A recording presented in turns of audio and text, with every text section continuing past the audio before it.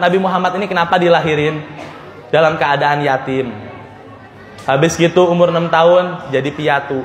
Maaf, kalau anak yatim ini anak yang paling kasihan. Yatim yang paling yatim itu Rasulullah. Kenapa sih kayak gitu? Nabi Muhammad itu nggak pernah lihat bapaknya. Diceritakan anak yatim itu yang paling kasihan, yang nggak pernah bertemu sama bapaknya sama sekali. Nabi Muhammad ngerasain, Bu. Bukan itu aja, saat ditinggal sama ibunya di dalam perjalanan pulang dari Yasrib atau yang sekarang terkenal namanya Madinah. Perjalanan pulang ibunya sakit habis ziarah ke suaminya. Ini dalil ziarah ya. Ini dalil ziarah. Pulang sakit sampai meninggal di jalan.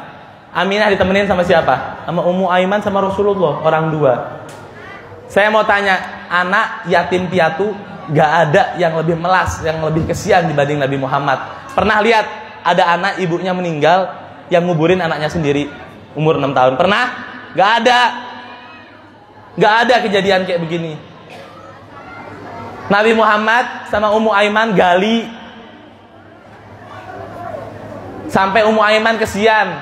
Ya Muhammad, saat aku nanti bawa ibumu ke lahat, kamu jangan lihat ya. Anak umur 6 tahun, Bu. Kalau hatinya antum gak tersentuh, hati-hati. Dengar sejarah gini masih bisa ngobrol, masih cengenges, hati-hati. Kalau hatinya antum gak gerak dengar sejarah ini, hati-hati. Ini kejadian, kalau antum lihat secara nyata, antum gak nangis, maaf, bukan manusia antum. Ini kejadian Nabi Muhammad. Diturunin ke liang lahat, selesai Ummu Aiman gak kuat nguruk tanah-tanah ini ke bawah. Nabi Muhammad ikut. Yang dikuburin ibu, antum bayangin coba. Kenapa Nabi Muhammad sama Allah diciptain seperti itu sih? Kenapa sih Nabi Muhammad gak dibikinin kerajaan aja, kan di akrami rusli, paling mulianya Rasul? Kenapa Nabi Muhammad itu gak, kan Allah mampu. Saat diciptakannya Muhammad, orang-orang suruh langsung taat aja sama Nabi Muhammad, kan bisa Allah. Nabi Muhammad jangan dibikin anak yatim piatu aja, kan bisa Allah. Kalau Allah bisa bikin kerajaan buat Sulaiman, kenapa Rasulullah nggak dikasih kerajaan sih? Kalau mau kita telaah secara sejarah, kenapa Rasulullah itu diciptakan dalam keadaan yang seperti itu?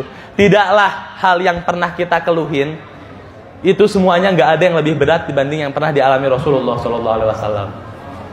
Antum ngeluh gara-gara nggak punya uang, Rasulullah pernah. Saya mau tanya, antum nggak punya uang, pernah nggak kemasukan nasi 2 bulan? Kalau orang sana makannya gandum, pernah nggak kemasukan makanan pokok selama 2 bulan? Anda mau tanya, ngaca sekarang kita nih ngaca. Kita pribadi pernah nggak kayak begitu? Kok kita ngeluh? Nabi Muhammad itu cuma makan 3 korma, Bu. Punten mun urang mah geus maot. Bahasa kasarnya sudah meninggal. Geus maot, Bu. Makan korma 3, Bu. Saya mau tanya, antum ngerasa saya hidup ada yang zolim sama saya? Pernah nggak ditombak sama orang? Pernah nggak dipanah sama orang nyampe gigi gerahamnya antum patah? Pelipisnya robek sampai jenggotnya Nabi Muhammad gak terlihat kecuali darah. Pernah nggak antum? Antum merasa dihinain orang. Saya mau tanya, antum pernah nggak dilemparin tai? Saya mau tanya, yang muda-muda nih, pernah diapain antum sama orang? Nabi Muhammad ngerasain hal itu semua, Bu. Kenapa? Pertanyaannya kenapa? Karena Rasulullah ini sebaik-baiknya pedoman, supaya umat-umatnya nanti kalau punya masalah apapun tinggal buka sejarahnya Nabi Muhammad gimana. Antum tahu solusinya apa. Semua pernah terjadi kepada Rasulullah. Rasulullah pernah punya uang, pernah. Uangnya buat apa? Cari sejarahnya. Rasulullah pernah miskin, pernah. Sangat sering malah. Apa yang dilakuin sama Rasulullah dalam keadaan miskin?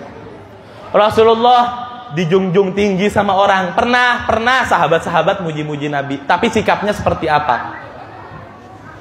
Nabi Muhammad dihinakan sama orang, pernah, tapi sikapnya Nabi Muhammad kayak gimana? Ini kita nggak bisa tahu kecuali kita baca sejarahnya, Pak, Ibu.